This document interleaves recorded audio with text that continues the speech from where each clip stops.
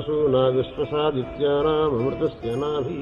గోవు తల్లి వంటిది, అందరికీ పూజనీయమైనటువంటిది. ఎట్టి పరిస్థితిలో కూడా గోవుకు ఏ విధమైన హింసను ఎన్నడూ తలపెట్టకూడదు. గోవును హింస చేసినట్లయితే అది చాలా గొప్ప పాతకమవుతుంది.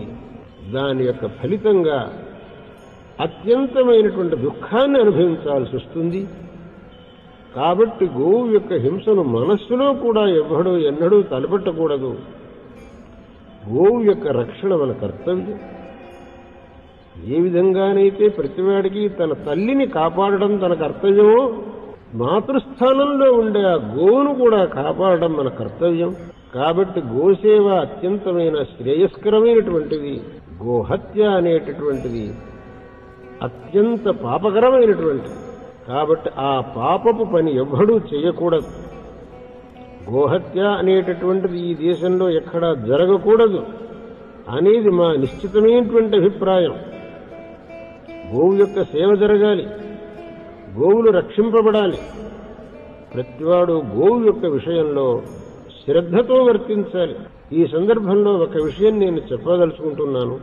రఘువంశ మహాకావ్యంలో దిలీప మహారాజు తనకు సంతానం కలగలేదు అనేటటువంటి బాధతో వశిష్ఠ మహర్షిని ఆశ్రయించినప్పుడు ఆ వశిష్ఠ మహర్షి దిలీప మహారాజుకు చెప్పినటువంటిది ఏమిటి అనంటే, నువ్వు ఒక సమయంలో గోవుకు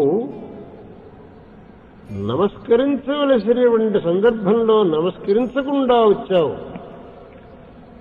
ఆ ఒక్క అపరాధం వల్ల నువ్వు ఇవాళ నిస్సంతువైపోయినావు.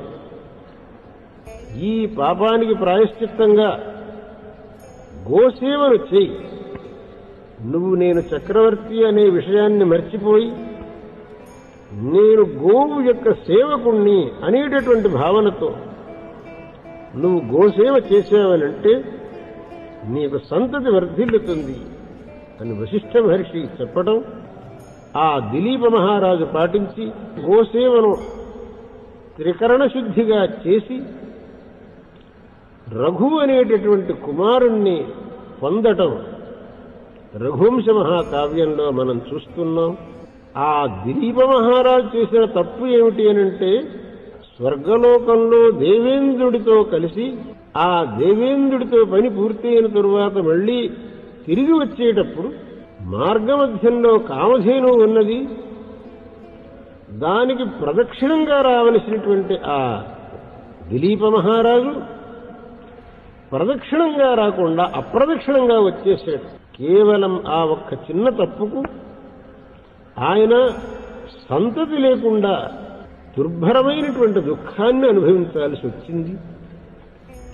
అంటే గోవు విషయంలో కేవలం ఏమాత్రమైనటువంటి ఒక ఏమరుపాటు కూడా మనకు విశేషమైనటువంటి కష్టకరమైతుంది అనే పాఠం మనకు ఈ రఘువంశ మహాకావ్యం నుంచి తెలుస్తున్నది. అందువల్ల గోవు విషయంలో మనం అప్రమత్తులంగా ఉండాలి, మనం శ్రద్ధావంతులంగా ఉండాలి, గోసేవా పరులంగా ఉండాలి. గోవును ఎన్నడూ తిరస్కార భావంతో చూడకూడదు. ప్రతి ఒక్క హిందువు అయినటువంటి వాడు ఈ తత్వాన్ని గ్రహించుకోవాలి. గోసేవా పరుడై శ్రేయవంతుడుగా ఉండాలి అని మేము చెబుతున్నాం.